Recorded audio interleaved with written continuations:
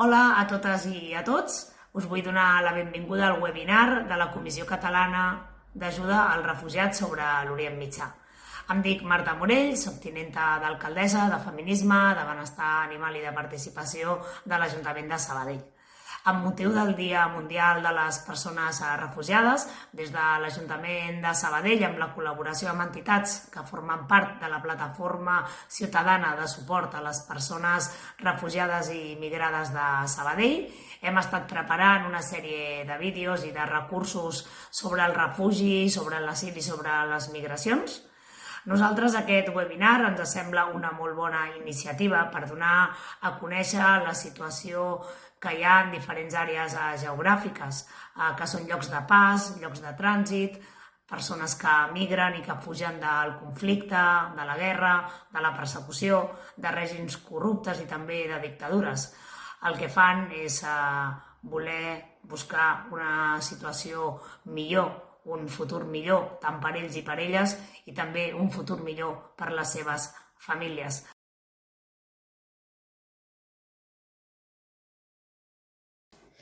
Avui volem agrair la participació en aquest webinar conversa a Itxaso Domínguez. Itxaso és coordinadora de l'àrea d'Orient Pròxim i Nord d'Àfrica a la Fundació Alternatives i experta en la Palestina històrica, polítiques euromediterrànies i perspectiva postcolonial, decolonial i anticolonial. Comptarem també amb Gabriel Garrou. En Gabriel és investigador doctorat al Departament d'Estudis de Guerra dels King's College. Les seves línies d'investigació principals són la violència política, la seguretat internacional, teòrica crítica i geopolítica. Ambdós abordaran quin és l'impacte geopolític del Covid en una regió on històricament ha estat generadora de moviments de persones i on es troben actualment un nombre molt significatiu de persones desplaçades i refugiades. Gràcies per haver acceptat la invitació a compartir amb nosaltres la vostra experiència i coneixement en la matèria. També gràcies a tots vosaltres que seguiu aquesta conversa de manera remota. Volem recordar que aquest webinar és possible gràcies a la feina d'un equip més gran i també al suport d'una aliança de municipis que col·laboren amb la lluita per la defensa del dret d'asil i els drets humans en general. Esperem que gaudiu d'aquesta xerrada. Muchas gracias a todos y gracias a Seat por la invitación. Yo creo que algo con lo que es importantísimo empezar a hablar de desplazamiento en Oriente Próximo es que el desplazamiento no es solo consustancial al ser humano, sino que también es algo natural en la región desde los siglos de los siglos y sobre todo a lo largo del siglo XX. Se me ocurren puntos de inflexión como la Primera Guerra Mundial, como 1948 con la Nakba palestina tras el establecimiento del Estado de Israel, 1967 tras la Guerra de los 6 días o la llamada Nakba palestina, pero también acontecimientos mucho más recientes que han generado flujos migratorios y además flujos migratorios que han empezado a caracterizar y que han dado forma a los estados que conforman Oriente Próximo. Por ejemplo, tras la Primera Guerra del Golfo, pero sobre todo tras la Segunda Guerra del Golfo. Se habla muchísimo ahora de la crisis de refugiados, aquella famosa crisis que luego nos referiremos, creo, al concepto crisis de 2015 durante la guerra de Siria, pero también tras la invasión de Irak por parte de Estados Unidos en 2003 se generó una cantidad ingente de desplazados internos y yo creo que una de las cosas que tenemos que tener en cuenta es que hay que hablar de desplazados, hay que hablar de refugiados, pero también hay que hablar de todas aquellas personas que se ven obligadas a migrar por cualquier tipo de circunstancia, a pesar de ser invisibles para nosotros como espectadores occidentales. Y por eso creo que es importante tener en cuenta que en Oriente Próximo, a pesar de que el concepto de refugiado o de desplazado es algo que todo el mundo entiende, sobre todo por el caso de los refugiados palestinos que se vieron expulsados de la Palestina histórica en 1948, hoy en día se ve desdibujado, no se sabe bien, en algunos países no se admite la figura del refugiado, también podemos hablar de eso a continuación, son simplemente invitados, son personas migrantes, son trabajadores, ni siquiera se habla de migrantes, ni siquiera se tiene en cuenta cuál es su pasado, sino que son simplemente personas a servicio de familias o de nacionales de esos países o simplemente eso, son personas, son desplazados internos y no se tiene en cuenta cuáles son sus necesidades, ni desde el punto de vista humanitario, ni mucho menos desde el punto de vista político. Yo creo que una de las cosas también que precisamente en relación con este concepto de refugiado desplazado difuso es la propia diferenciación que ha establecido la comunidad internacional con respecto al concepto de refugiado. Existen distintos tipos de refugiados con distintos tipos de derechos. Y eso es algo que todavía en el siglo XXI no parece ser que todo el mundo entienda. Por ejemplo, cuando se firmó la Convención para el Estatuto de los Refugiados de 1951, se estableció que los propios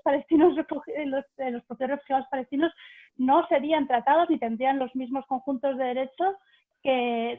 el resto de los refugiados, y también es el caso de los desplazados internos. Yo creo que a lo largo de esta conversación son distintos puntos que nos vemos obligados a tocar, y a mí sobre todo me parece que es importante recalcar que cuando hablamos de la COVID, cuando hablamos del coronavirus, que es el tema que ocupa todas nuestras conversaciones, al igual que ocurre con muchísimas otras dimensiones, también cuando nos referimos a los desplazados no hace sino arrojar luz sobre esta condición intrínseca de vulnerabilidad que caracteriza a la imagen del desplazado, del refugiado, de la persona migrante, de esa persona que ha elegido o no ha elegido residir donde está, y que también arroja luz sobre todos los problemas con los que se encuentran estas personas en los países de destino o en las zonas de destino de los distintos países de Oriente Próximo. Me gustaría dar la palabra a mi conversante, a mi compañero Gabriel, y luego creo que podemos empezar a construir sobre algunos de los brochazos que he intentado dar. Perfecto, gracias Itxaso, y gracias al CEAR también por facilitar la conversación. Y en ese sentido, pensaba ligar un poco con lo que estaba comentando Itxaso, y cuando uno habla o piensa sobre COVID y refugiados, lo primero que viene a la cabeza es la palabra crisis, y todo se enmarca siempre desde esta óptica un poco securitaria o muy securitaria en cualquiera de los dos temas, y siempre se utiliza esta idea de la crisis que hace que las cosas no estén en su sitio, la crisis que hace que las cosas se deterioren, o la crisis que hace que fractura sociedades y políticas en este sentido. Y es cierto que, claro, COVID-19 ha creado una crisis sanitaria evidente, pero estamos delante de una crisis cuando se relaciona con temas de movilidad y migrantes y refugiados. Se está hablando más de una crisis socioeconómica, política e incluso de protección general, que no una crisis sanitaria. Recuerdo hablar con algún desplazado sirio, en este caso en el Líbano, y me comentaban desde esto, que les preocupa más el deterioro socioeconómico y político del país que no la idea de estamos en una crisis sanitaria global. Es decir, y como decía Itxaso, esto lo que hace es que agrava la sensación de vulnerabilidad, pero también pone de manifiesto el rol o la falta de rol y de protección de los estados y de las instituciones. En muchos casos, y esto ya lo vamos a comentar, hay una intención deliberada de los estados y las instituciones de derivar el tema a las organizaciones humanitarias y aprovechar esta relación casi orgánica entre refugiados y campo humanitario para evadir responsabilidades, para externalizar cosas que deberían ser función del Estado, o incluso para precarizar un montón de cosas. Pero desde mi óptica y también desde los campos que trabajo, esta idea de la relación entre refugiados y la posibilidad o la situación del COVID, creo que es interesante pensarla en ese sentido, ¿no? En cómo no es un punto de ruptura, en el sentido que ha aparecido una crisis, que esta suele ser una manera de enfocarlo muy a la europea además, sino que estamos en una crisis global con muchas capas. Simplemente la situación en la que las instituciones no pueden realizar tests masivos en los campos, por ejemplo, esto se agrava con el COVID y se hace se revela, ¿no? Se hace manifiesto, pero esto es un problema que se viene acarreando en el Líbano, en Turquía y en otros sitios de manera permanente, el tema de infraestructuras, el tema de responsabilidades, etc. Por lo tanto, y también se me pasa por la cabeza que a veces hablamos mucho de refugiados en países vecinos, pero se habla poco de los desplazados internos también. Y obviamente a uno le viene a la cabeza el caso sirio, el caso yemení también, que esto ya es una estructura mucho más grande, es decir, hablamos de crisis socioeconómica, política, protección, de sanidad, y todo esto enmarcado en un contexto de guerra, como es el caso de Siria, por ejemplo, en el caso del Yemen, lo que te genera es una cantidad de fracturas mucho más ampliadas que un desplazado a otro país. Por lo tanto, así como presentación lo dejaría en este caso, esta serie de ideas de crisis casi concéntricas, añadiendo la crisis del COVID a toda una serie de crisis que lo único que hace es exacerbar una serie de problemas. La idea del Estado que ni se le está y muchos ni lo esperan, por lo tanto, toda la serie de vulnerabilidades y de inseguridades no generadas por factores externos, sino por el propio Estado o por la incapacidad del Estado. Y también luego la idea del desplazado interno, que me parece que a veces se suele olvidar, pero en contextos de guerra es un elemento muy, muy importante. Yo, si te parece, creo que podríamos referirnos en primer lugar, creo que es, cuando se habla de desplazados ahora en la actualidad en Oriente Próximo, se vienen, como tú mismo has mencionado, dos casos a la cabeza. El de Yemen, en el que destacan sobre todo la idea de los desplazados internos, porque al final en Arabia Saudí y en el Golfo, podemos hablar de eso a continuación, no existe la figura de los refugiados, y aunque existe la figura de los invitados, existe una gran reticencia a aceptar árabes por experiencias pasadas, porque los árabes causan más problemas desde el punto de vista político, porque es más difícil expulsarlos a no ser que se produzca una guerra, y al final ha habido yemeníes que también han intentado dirigirse al Cuerno de África, pero tampoco es un viaje fácil. De hecho, claro, es un movimiento muy interesante que también siga habiendo inmigrantes o personas migrantes que se desplazan del Cuerno de África a Yemen, aunque exista, que viene una guerra que desde 2015 está destruyendo un país que ya estaba en condiciones bastante cuestionables con anterioridad, simplemente para intentar llegar a Arabia Saudí, para intentar llegar a países del Golfo.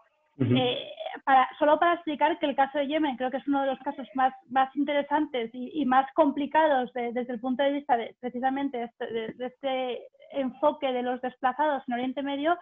Pero bueno, el caso de Siria es el que se nos viene a la cabeza, es el que también más se ha visibilizado. De nuevo, cada vez que hablamos de desplazados en Oriente Medio, la palabra visibilización se me ocurre, porque cuando están a punto de invadir, como llegó a presentarse Europa, se les ve mucho,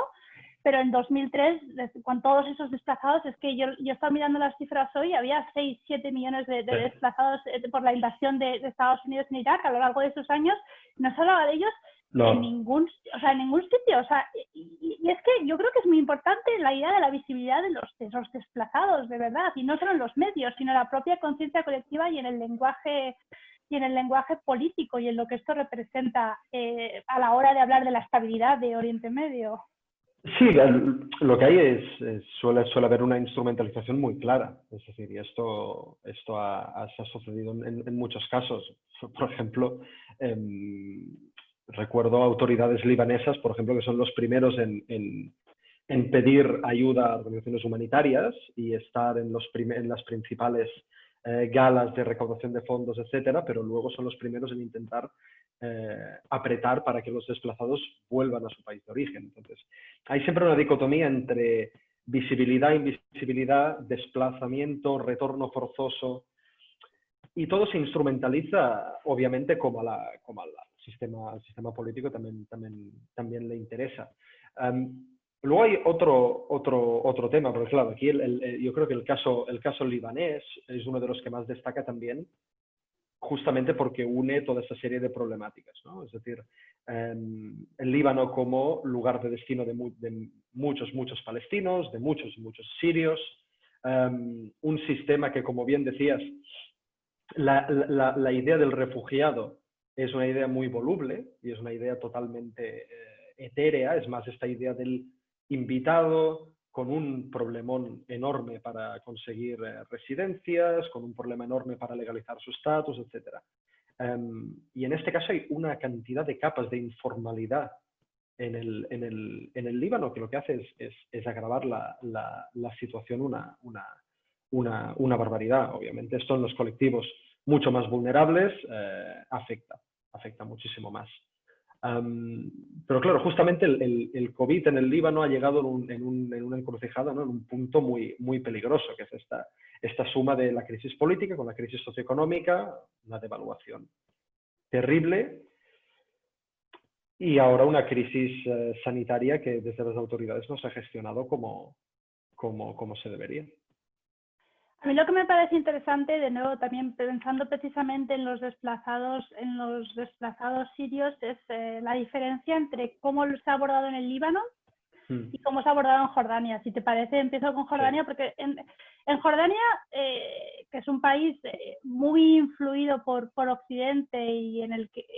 cuya estabilidad es clave para todo Occidente y para todo Oriente Próximo, no hay que olvidarlo, se centralizó la crisis desde el primer momento y se decidió que eran los ministerios, que era el gobierno jordano, de hecho se articuló un plan para hacerse frente, y algo que llamó mucho la atención, que creo que es una de las principales diferencias y creo que es interesante para entender el concepto de desplazado en Oriente Próximo, es la idea de que se aceptó construir campos. Algo que, por ejemplo, en Irak no se aceptó en 2003 y en Líbano no se ha aceptado por lo que hemos citado desde el primer momento, porque cada vez que en Oriente Próximo se piensa en refugiados, en desplazados, se piensa en lo que ellos mismos llaman la palestinización de esos refugiados, que estos señores, porque no se les permita volver, porque no puedan volver, porque no les forcemos a volver en ocasiones, se queden aquí y se pretendan, ambicionen convertirse en una parte de la población. En Jordania se aceptó también por una cierta presión de la comunidad internacional porque no había dónde llevarlos. No hay otra. Claro, entonces, y aceptaron construir campos, aún así, y aún así, aunque existan 3 campos en Jordania, la mayoría, y eso también pasa en el Líbano, porque en el Líbano hay algunos que residen en campos palestinos, la mayoría viven en ciudades. Y una de las cosas que creo que desde Europa es más importante tener en cuenta es esa idea de que cada vez que pensamos en refugiados, en desplazados en Oriente Próximo, nos imaginamos campos hacinados como el de Moria, mientras que la gran mayoría de desplazados y refugiados viven en zonas urbanas, más o menos grandes, capitales o no, pero viven en zonas urbanas sometidos a todos esos procesos de informalización de la economía, imposibilidad de acceder a ciertos trabajos, imposibilidad de acceder a ciertos documentos, porque no es lo mismo vivir en un campo de UNRWA o de ACNUR o de otra organización en la que se garanticen todos estos procesos, tienes la comida, tienes la escuela, tienes eso, que muchas veces buscarte la vida en la ciudad o en la municipalidad que te haya tocado. Y, por ejemplo, en el caso de Jordania lo que se ha visto es que es uno de los países en los que el confinamiento ha sido más duro y entonces lo que decían las organizaciones internacionales que todavía trabajan ahí es que si estoy en un campo el confinamiento no se aplica porque el campo es mío, mientras que si estoy en una ciudad yo no puedo hacer frente, o sea, hacer frente me refiero a ayudar a todos esos refugiados en diferentes poblaciones que además cuya situación es además muchísimo más vulnerable que antes. Y en el caso del Líbano, a pesar de que la estructura, la reacción ha sido diferente y me gustaría escuchar más sobre el asunto, también en la actualidad se producen paralelismos. Sí, pero hay un contraste interesante en esto que decías de la construcción de campos en Jordania. Justamente en el Líbano no es que se construyan campos, es que los que habían se están desmantelando. Entonces estamos ya aquí hablando de un siguiente paso, que es casi el desmantelado de la pequeña infraestructura de campos que podía existir, especialmente en la BK, hay una gran cantidad de sirios. En el caso del Líbano, la cantidad de refugiados urbanos también es muy alta, lo es mucho más en Turquía, por ejemplo.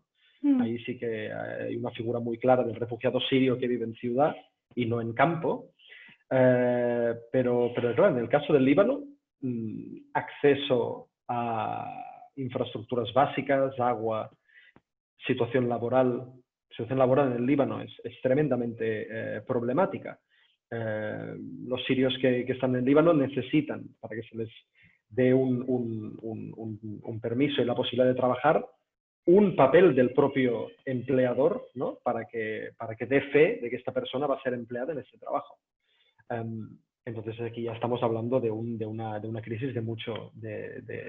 más calado. Pero es obvio que el contraste entre Jordania y el Líbano es interesante. Obviamente no se puede olvidar la historia que tiene Siria en el Líbano, por ejemplo. Lo que comentabas, el miedo de la palestinización de los refugiados, o la idea esta de la posibilidad de que una comunidad de desplazados genere una comunidad política, que ahí está la diferencia entre alguien que está en el margen y alguien que se convierte en sujeto político, ahí es donde está el problema. Obviamente el Líbano, ver esto, las autoridades libanesas les ha generado un problema muy grande. Entonces no es que no se hayan construido campos en este caso, sino que en los últimos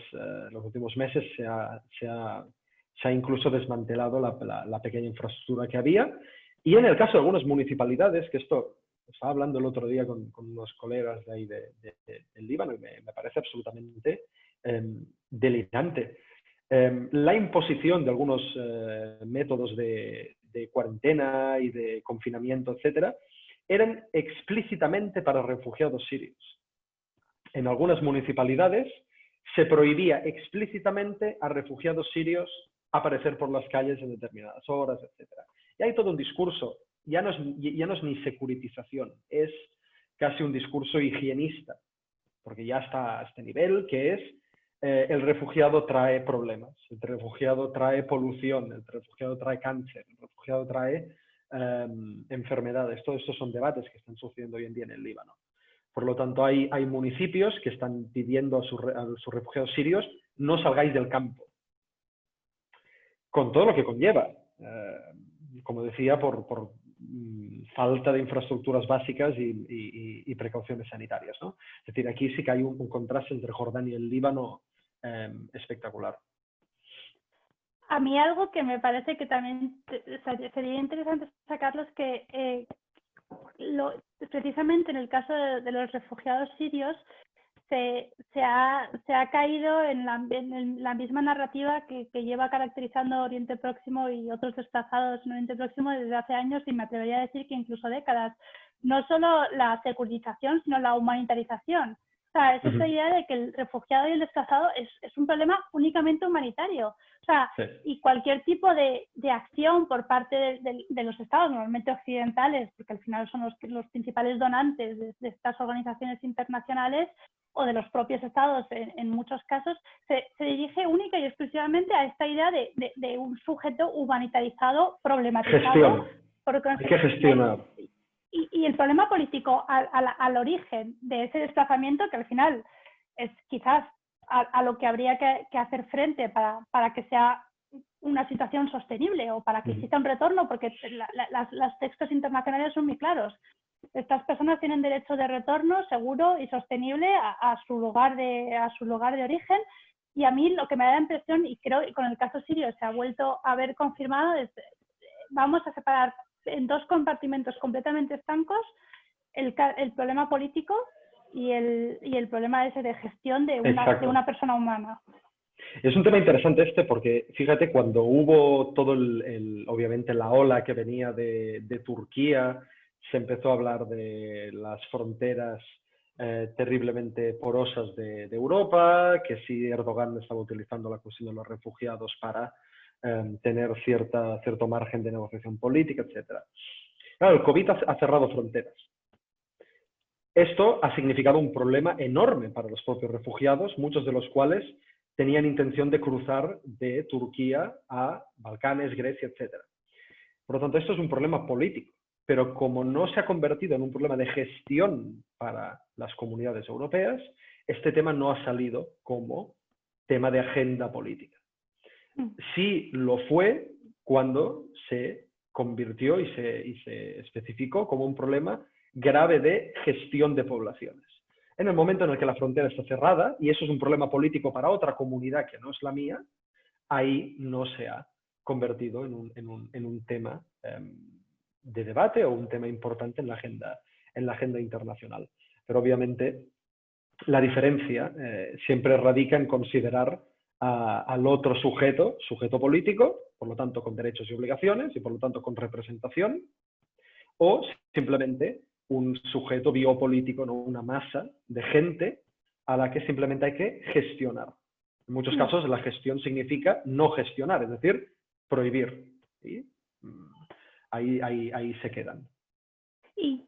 quiero recoger el guante, un mini guante que has lanzado, no sé si en la intervención anterior, porque creo que es algo muy interesante para entender a los desplazados, de las personas migrantes en Oriente Próximo, que es la figura del kafala, de esa idea de qué es el desplazado, qué es la persona migrante. Y, por ejemplo, en el Golfo, yo me acuerdo en 2015, cuando se acusaba a los países del Golfo de no aceptar refugiados, y ellos decían, sí aceptamos refugiados, tenemos invitados, no tenemos la persona del refugiado, mientras que una de las razones que todos los analistas y todos los académicos gritaban a los cuatro vientos y se les quería excusar era que en el Golfo ya tienen una cantidad de nuevo ingente de personas migrantes, que son, antes en un primer momento eran árabes, porque eran personas cualificadas que necesitaban para construir sus estados hace décadas, ahora son sobre todo personas migrantes del sudeste asiático que tienen trabajos que no quiere hacer ninguno de los ciudadanos del Golfo y que en ocasiones llegan a representar, en el caso de Emiratos Árabes Unidos, y de Qatar, el 90% de la población. O sea, es que imagínate, y yo creo que en el caso de la COVID sí que por fin se ha empezado, cada X tiempo, cuando hay un mundial, lo que sea, prestamos atención a lo que está pasando en esos países, pero la COVID sí que ha vuelto a prestar atención a lo que pasa, nos ha permitido prestar atención a lo que está pasando en los países del Golfo con estas personas que también son desplazados, yo sí que los asimilo a desplazados, son personas a las que precisamente por este sistema llamado de la kafala, o sea, ellos llegan a los distintos países que también existe, y luego lo podemos hablar en Líbano y en Jordania, porque yo creo que hay distintos niveles, también adaptado a la cultura de cada país, pero similares en que son objetarización, o sea, es objetificación de la persona hasta llevada hasta el límite, y entonces esas personas están sujetas a los designios de su empleador, tanto en lo que respecta a su libertad de movimiento como a sus libertades personales, como a la posibilidad de volver a su propio país. O sea, esa es la idea de que te secuestran, nunca mejor dicho, perdón, el pasaporte, y no puedes ni siquiera moverte por el propio país, porque además las fuerzas de seguridad tienen esa posibilidad de pedirte el pasaporte y preguntarle a tu empleador, no preguntarte a ti qué derechos tienes en ese país. Y son personas que ahora con la situación de la COVID y por la crisis económica que también afecta a esos países por la disminución de los precios de los hidrocarburos, son personas que se han visto, de nuevo, no pensemos solo en campos, pensemos también en las condiciones de vida de estas personas, se han visto hacinadas en habitaciones de 10 metros cuadrados para 25 personas, sin poder trabajar, sin que se les pague lo que les hubiese correspondido de salarios, y de nuevo que dependen de estos empleadores, que no tienen otra manera, no tienen otra manera de conseguir trabajo, y que además en algunas ocasiones incluso se les han metido en aviones para llevarles a sus países de origen. Entonces, yo creo que precisamente a la hora de pensar en desplazados, creo que también es muy interesante pensar en todas estas personas migrantes y en una situación, yo diría que incluso infrahumana, porque de hecho también en algunos casos directamente relacionados con los países del Golfo existen apátridas. La figura del birún en Kuwait, sí, pero que también existen en menor, son personas que precisamente, como no existe la figura del refugiado, ni tampoco se ha firmado las convenciones internacionales que prohíben esta situación de apatridia, no tienen nacionalidad, no tienen identidad, y al final vivimos en un mundo, en una comunidad internacional en la que tus derechos y tus libertades dependen de un documento, dependen de nacionalidad. Sí, claramente el caso de la kafala es un caso extremo de Obviamente, como decía, son desplazados. Desplazados en el sentido que esta gente, la gran mayoría, es migrante por motivos socioeconómicos o de conflicto político claros. Y es un caso extremo en el sentido que mientras había mucha gente que decía, ostras, con esto del confinamiento, noto que mi casa es mi prisión, ¿no? Bueno, en este caso es literalmente una prisión, porque lo que hace el sistema kafala es ¿cómo decirlo? Una externalización de lo que deberían ser las obligaciones de un Estado o de una institución pública y lo traspasa a través de casi un sistema de sponsorización, ¿no? De sponsor. La persona que contrata a este trabajadora migrante se encarga de gestionar toda la serie de contrato laboral, etcétera, etcétera. En este caso, se dan casos de abusividad absoluta. Estoy pensando en el caso del Líbano, que el caso del Líbano es paradigmático. No sé si hay 250.000 personas bajo este sistema. Es una barbaridad. Y hay también una perspectiva de género muy, muy, muy importante. En el caso del Líbano, la gran mayoría, obviamente, son mujeres, muchas etíopes. En este caso, creo que esta semana,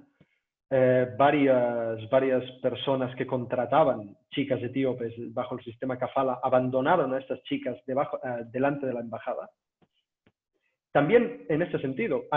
se agravan las crisis, la crisis sanitaria se suma a la crisis socioeconómica, el estigma aumenta y por lo tanto estas personas son las que se encuentran en una situación más de vulnerabilidad. Pero el sistema kafala, de nuevo, magnifica toda esta serie de rupturas, informalidad absoluta, incapacidad de las autoridades para gestionar el desplazamiento y gestionar las personas que llegan de nuevo a un país por causas socioeconómicas, etcétera, absoluta irresponsabilidad pública, una deshumanización permanente, que esto es la madre de todos los huevos casi, es decir, aquí nace el gran problema. Y luego, obviamente, una serie de causas sociales y socioeconómicas de un calado muy, muy importante. En el caso del Líbano es paradigmático el sistema kafala y obviamente se ha intentado denunciar por parte de activistas en numerosas ocasiones, pero bueno, todavía no se ha desmantelado. Y yo creo que precisamente otro de los aspectos a los que vienen a magnificar, pero que existen en muchos de estos países de Oriente Próximo, precisamente de forma estructural, me atrevería a decir, pero no solo en Oriente Próximo, sino que también, como hemos visto estas semanas, también en Europa, es el racismo y es la xenofobia y es esa estructuración sobre la base de razas que existe sí, me atrevo a decir que en el Líbano, como tú decías, el caso de las asistentes del hogar. Claro, es muy interesante la perspectiva de género, mientras que en el caso del Líbano la mayoría son mujeres, porque son asistentes del hogar, bueno, esclavas del hogar, me atrevería a decir. A mí siempre me llamaba la atención en el Líbano esa idea de que cuando se construye una casa siempre hay una habitación para la asistente del hogar. Da igual lo grande que sea la casa. Tú, si compras una casa del Líbano, quieres ver cómo va a ser la habitación de la asistente del hogar, mientras que eso en España ahora... Antes en España también existía, pero claro, en España es el apéndice. Claro, yo me atrevo a pensar que en España no solo se ha limitado porque las casas sean más pequeñas, sino porque también existe una cierta concienciación de que esta esclavitud no debería ser permisible. Mientras que en el caso del Golfo hay también muchas empleadas del hogar, pero son sobre todo personas dedicadas a la construcción, claro, al sector terciario, también a todo tipo de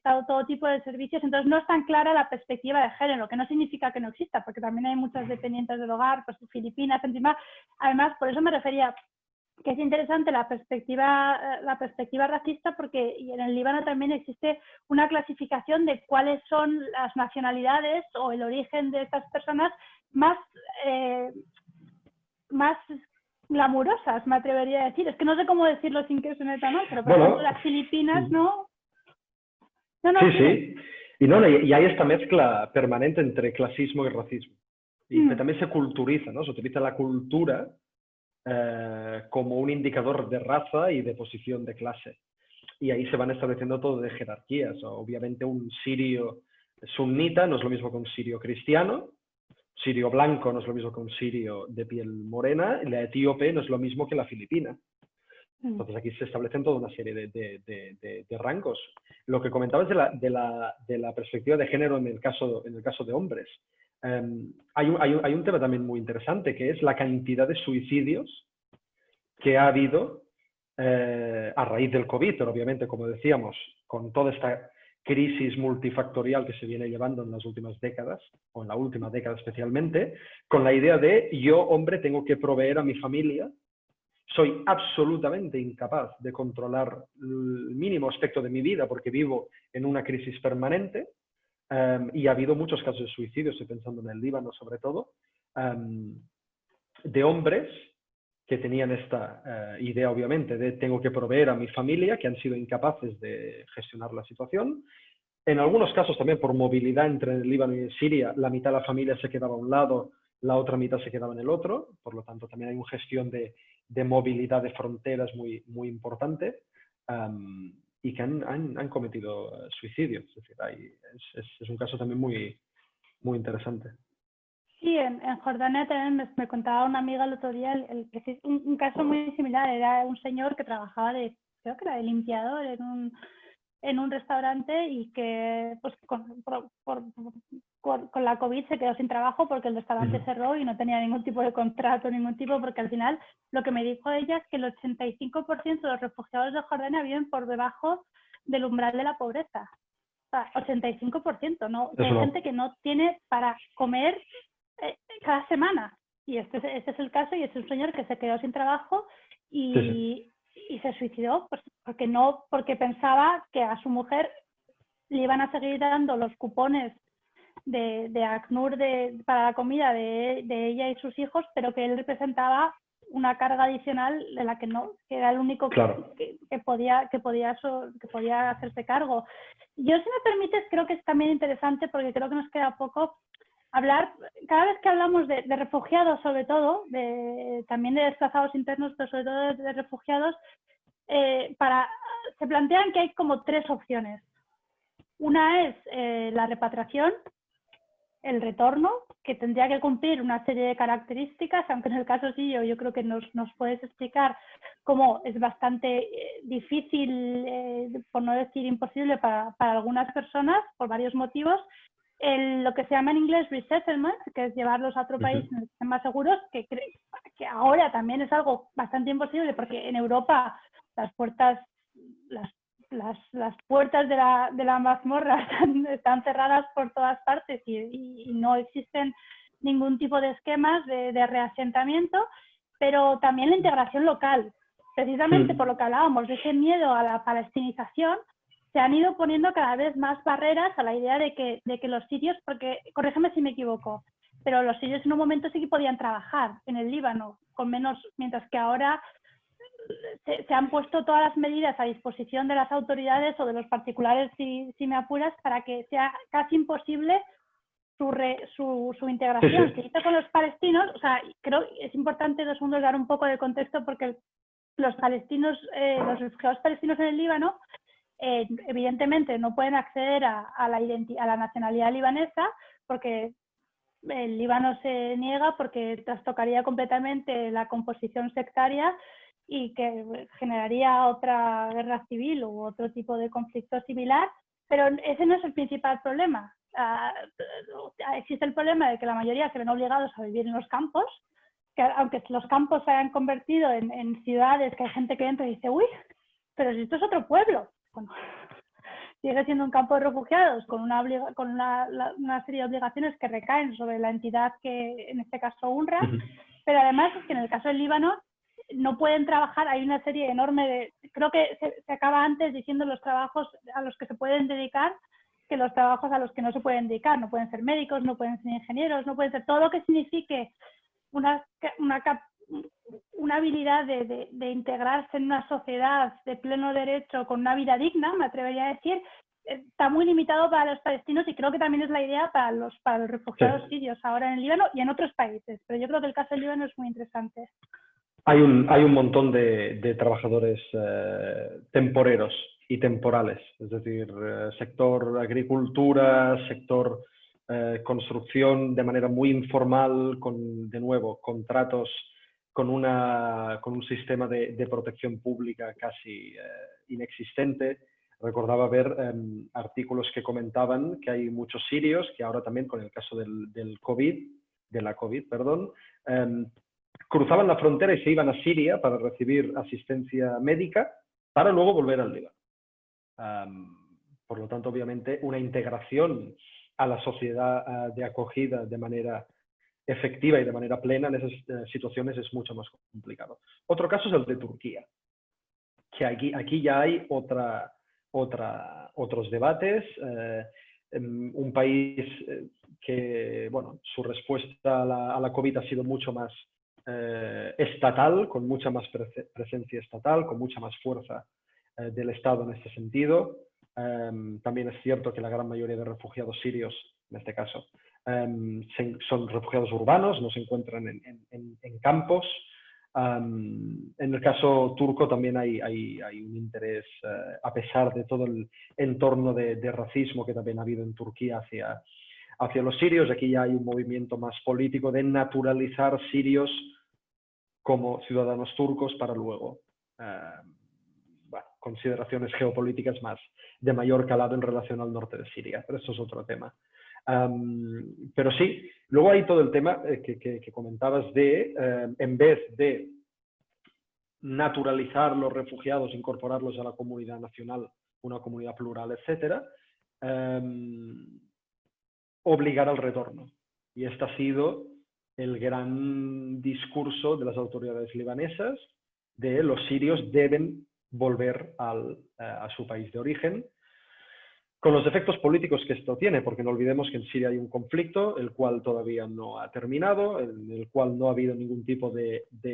alto al fuego permanente, ni de acuerdo político entre las partes. Por lo tanto, cualquier retorno obligado,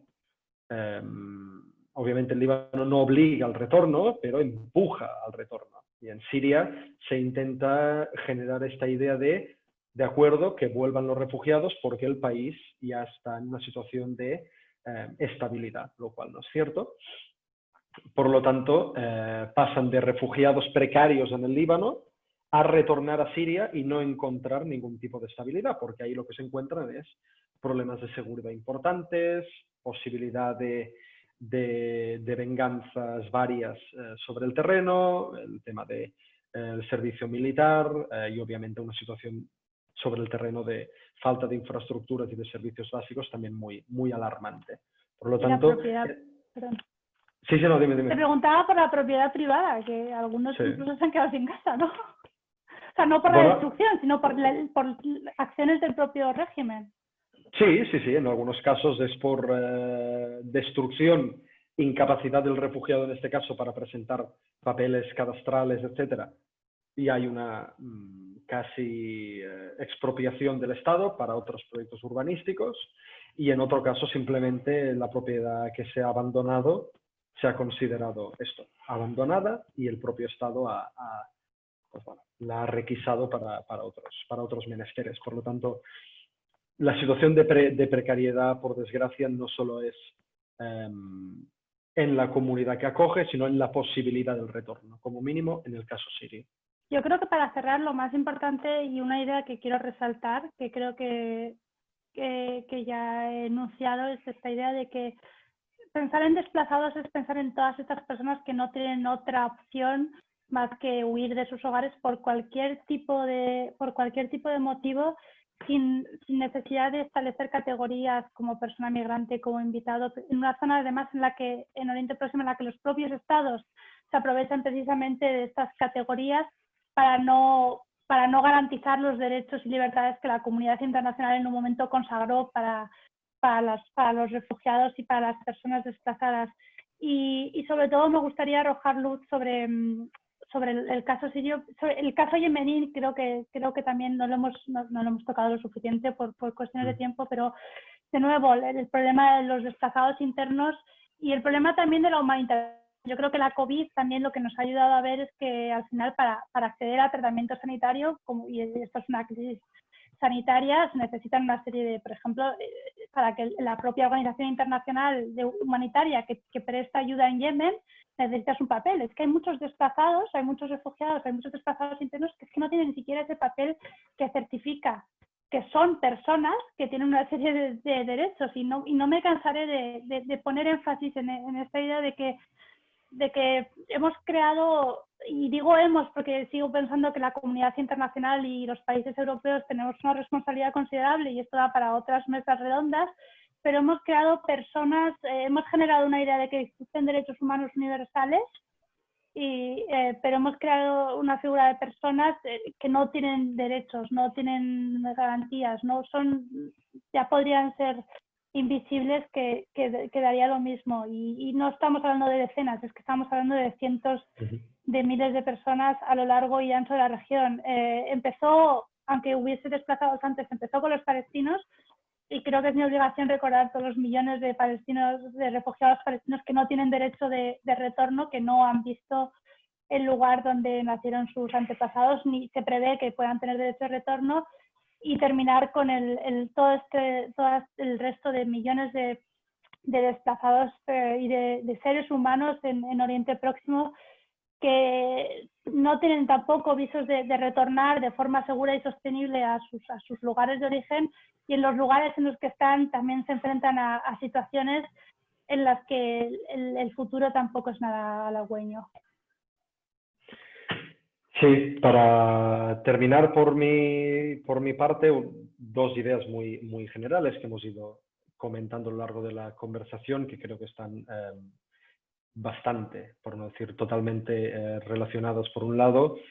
la idea y la necesidad de politizar el debate del refugio, el debate del desplazamiento, el debate de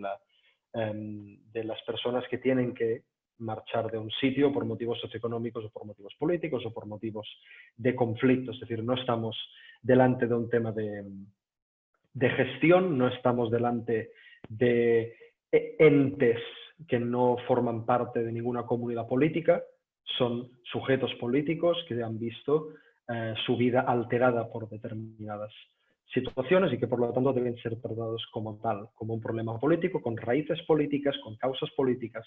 y por lo tanto se debe abordar con mucho más empaque en este sentido. Esto para mí se relaciona con una idea capital, que es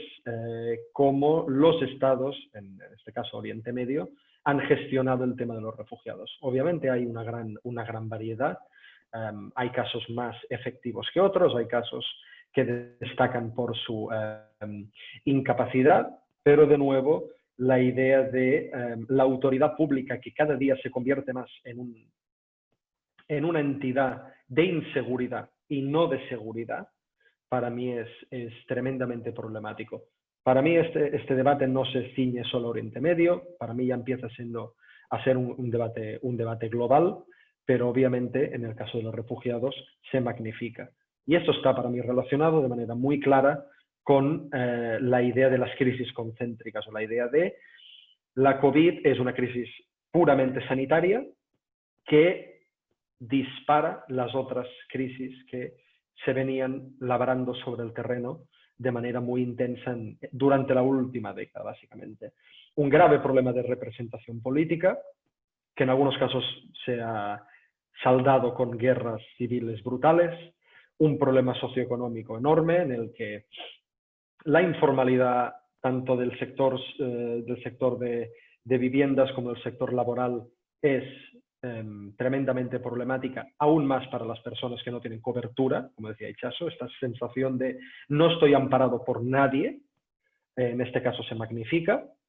Una crisis de protección, incapacidad para establecer un marco fijo de cómo proteger a las personas que se han visto desplazadas, una externalización de las responsabilidades políticas muy importante, y por lo tanto todas estas son crisis que se van alimentando la una con la otra, y estamos, a mi entender, en un momento crítico en Oriente Medio, porque la estructura se está tambaleando. Genial, chicos. Pues ha quedado perfecto, yo creo. Espera, Qué bien. Hombre, conocerse ayuda. Esto también. Claro, claro. Espera que Sin pongo- copa delante, pero ayuda. detengo la grabación.